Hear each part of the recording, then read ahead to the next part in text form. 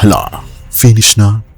Lagot, Pangulong Bongbong Marcos nag-order ng arestuhin si Senator Bato. Halika, atin itong pag-usapan mga kaibigan. Hala, finish na, lagot.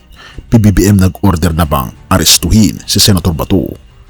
Kinumpirma ng Malacanang ang standing order. Halika, pag-usapan natin. Kinumpirma ng Malacanang standing order ni PBBM sa pagtugis kay Senator Bato de la Rosa. Gumimbal sa publikong kamalayan ang kumpirmasyon mula sa Malacanang Press Office sa pamamagitan ni Undersecretary Claire Castro ukol sa mayroong umiiral na standing order si Pangulong Ferdinand Marcos Jr. na arestuhin si Senator Ronald Bato de la Rosa. Meron na pong binigay na update si Secretary John Vic Remulla patungkol po dyan at tuloy-tuloy pa rin po ang operasyon para sa pag-aresto kay Senator Bato de la Rosa. Ayon kay Yusek Castro, patuloy ang koordinasyon at operasyon ng mga kinaukulang ahensya ng pamahalaan para sa pagpapatupad ng naturang utos.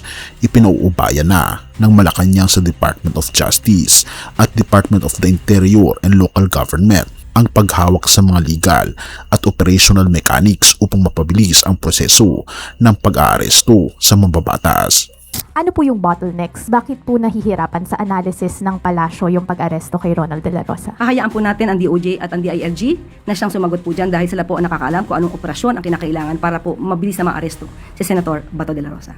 Ito ang mga pangunahing detalye ukol sa utos at takbang ng pamahalaan. Una, operasyon ng mga ahensya.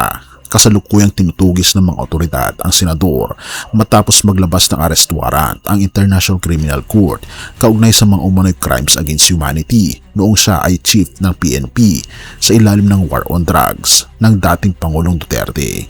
Nag-coordinate na po kami sa DOJ, nag-coordinate ang DLG, lahat ng law enforcement units. Senator Bato is still being hunted down.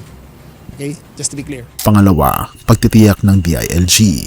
Tinayak ni DILG Secretary John Vic Remulla na paiiralin at igagalang ng mga otoridad ang wastong legal na proseso sa bansa bago tuluyang isagawa ang anumang posibleng extradition. Pangatlo, panig ni Senator de la Rosa. Nananatili ang paninindigan ng senador at ng kanyang legal counsel na walang jurisdiction o legal na basehan ang ICC na umaresto ng isang mamayang Pilipino sa loob ng bansa nang walang malinaw na otorisasyon o utos mula sa mga lokal na hukuman sa Pilipinas. Nilinaw rin ni Secretary Remulla na wala silang itinatago sa publiko tungkol sa umano'y pag-aresto sa senador. Aniya, kung sakaling maaresto man ito, hindi nila ito agad dadalhin sa airport o ililipad palabas ng bansa. Sa halip, daraan muna siya sa legal na proseso ng batas sa bansa bago ang anumang extradition o turnover sa ICC. He will be booked. He will be made to appear in court. Then dadalhin na siya for extradition, for confirmation. Ang pagtataguyod ng batas at hustisya sa bansa, ipinapakita ng mga kaganapang ito ang matatag na paninindigan ng pamahalaan sa pagpapatupad ng batas, kaayusan at ang pagrespeto sa mga pambansa at pandaigdigang prosesong pangkatarungan. Sa gitna ng mga usaping pampolitika, mahalaga ang pananatili ng soberanya at ang pagsunod sa probisyon ng saligang batas. Have mercy, O God, at purihin ang ating Panginoong Diyos. Kinumpirma rin ng National Bureau of Investigation na hindi nila hawak ang senador at hindi nila ito na-aresto. Tuloy-tuloy nila ang kanilang isinasagawang surveillance at batay sa kanilang monitoring, nasa bansa pa ang senador. Wala sa amin, wala sa NBI, no? So, hindi totoo. On our part, I can say na wala. Kasi otherwise, it will be reported to my office. So, wala. Habang ang mga pamahalaan sa lupa ay nagpapatupad ng kanilang mga batas, ipinapaalala sa atin ng banal na kasulatan na ang ating Panginoon Diyos ang pinakamataas na hukom na nagtataguyod ng tunay na katarungan at katotohanan. Ang bawat pinuno at mamamayan ay may pananagutan sa Kanya. Roma 13 verse 1. Ang bawat tao'y magpasakop sa matataas na kapangyarihan sapagkat walang kapangyarihan kundi mula sa Diyos at ang mga kapangyarihang umiiral ay tinalaga ng Diyos. Inaanyayahan din tayo ng Ebanghelyo na magbalik loob at sumampalataya sa ating Panginoon Hesus.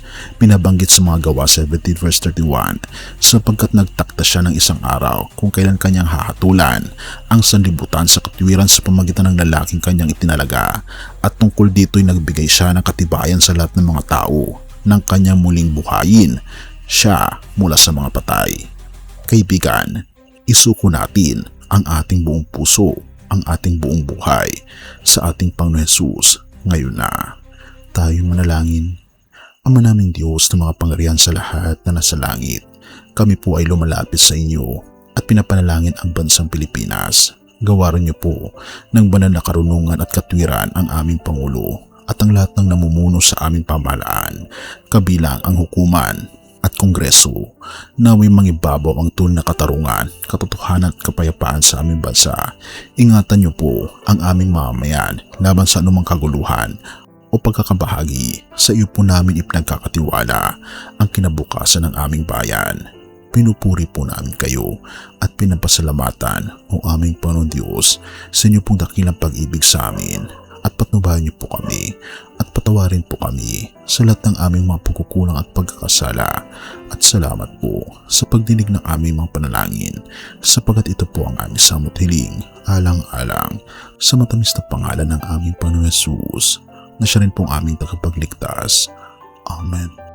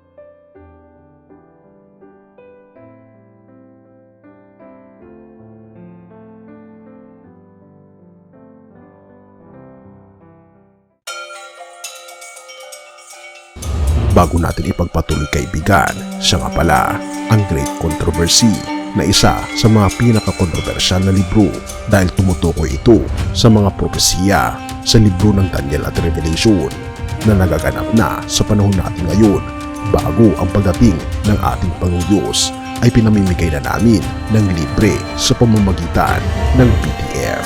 At ito ay nasa limited lamang na panahon, kaya i-click mo sa description sa baba upang ma-avail mo, kaibigan, ang napaka-importanteng libro ito na magbubukas sa iyo sa mas maliwanag mong hinaharap. Purihin ang ating Panginoong Diyos at tayo magpatuloy.